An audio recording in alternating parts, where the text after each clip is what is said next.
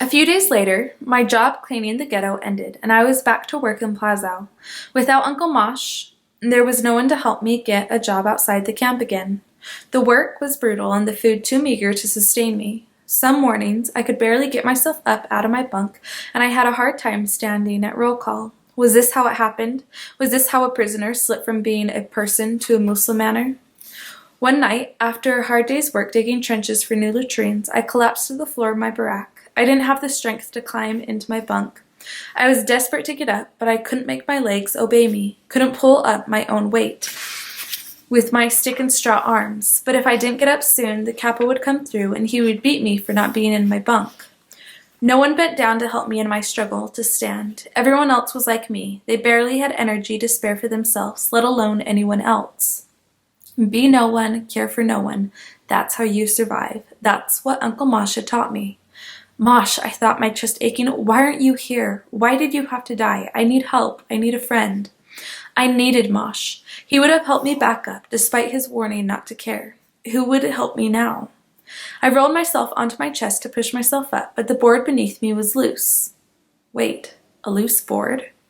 I knew the capo would come any minute now, but lying there on the floor and staring right at the board made me remember building the new barracks across the camp when I first arrived. There was always a space, a small one, between the wooden floor and the dirt below. If this board was loose enough.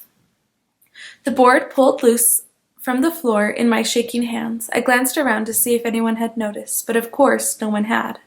The other prisoners were doing whatever they could to ignore me, just like I ignored them. The gap in the boards would be wide enough for me to slide down inside, into the space between the floor and the ground. I was tempted to pull the board all the way up and roll down inside and disappear, but my absence from my bunk would be noticed, and what would I do? Hide down there forever? I would be dead even quicker without what little bread and soup they gave us. But tomorrow after roll call, I could disappear into the barracks instead of showing up for my job. People were reassigned all the time. No one would know I was gone. I could sneak back and hide under the floor. It was like Mosh was helping me. Even though he wasn't there, he had shown me the board. As I pushed myself up off the floor with every gram of strength I had left, I felt Mosh's hand helping me up. I reached out and grabbed hold of the bunk, clawing my way into my bed. I was not a Mussulman, not yet. The next morning after roll call, I grabbed the two boys I knew in my barack, Thomas and Isaac, and showed them the board. I don't know why I showed them, not when you survived by looking out for yourself and only yourself. Maybe it was because I'd wanted someone to help me when I had needed it. Maybe it was just I would be lonely in there all day. But maybe it was that I just couldn't keep the secret from someone else who could use help too.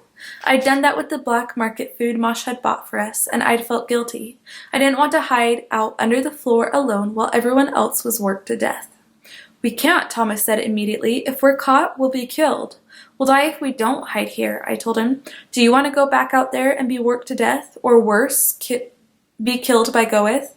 No, but this is begging for punishment. This is survival, I told them. I pulled up the board the rest of the way. There's room inside for all three of us. Isaac crawled down inside, and Thomas finally gave in. At first, all we did was sleep. We had been worked so hard and fed so little, all our bodies wanted to do was hibernate like bears. The ground was hard, but it didn't matter. So were the wooden pallets we called beds. We slept only waking long enough to poke one another if we snored.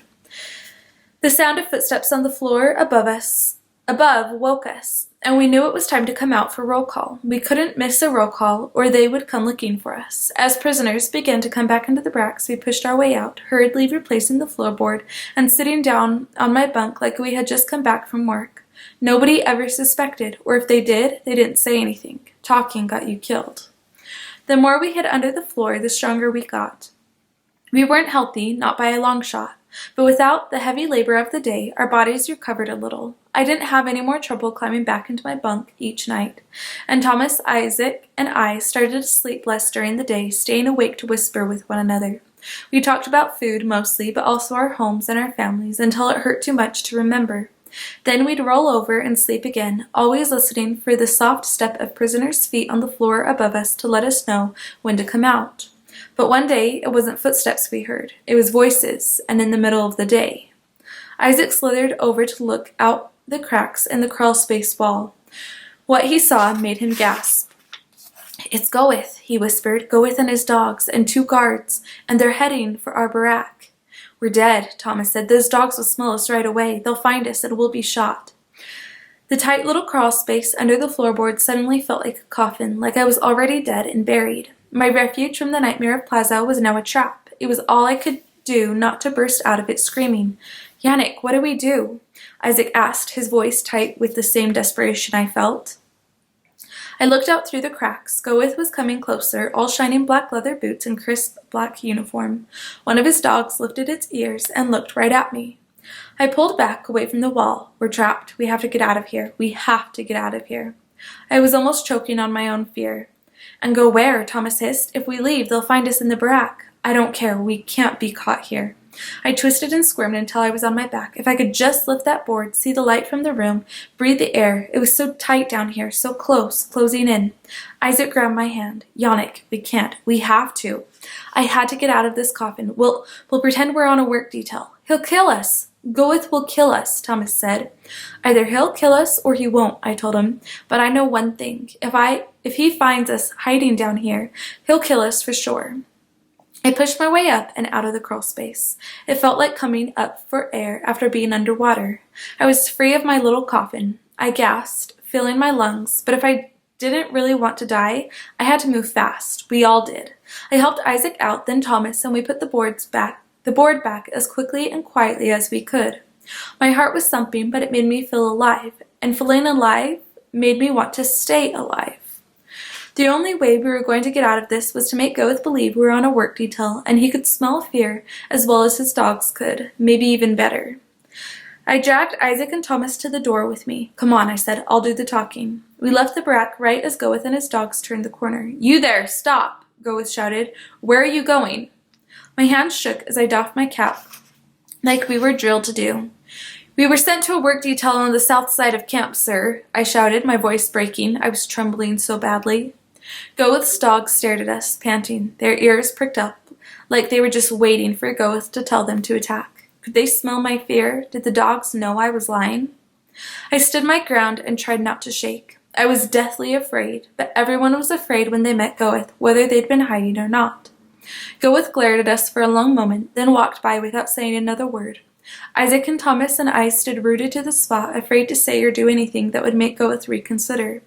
When he was a few steps gone, I realized that not moving was the wrong thing, and I grabbed my friends and pulled them along again. "Let's go," I whispered, and we hurried around the corner. We didn't stop when Goeth was out of sight, but I could finally breathe. In trying to survive, I'd come closer than I'd ever been to dying. I would never hide under the floorboards again.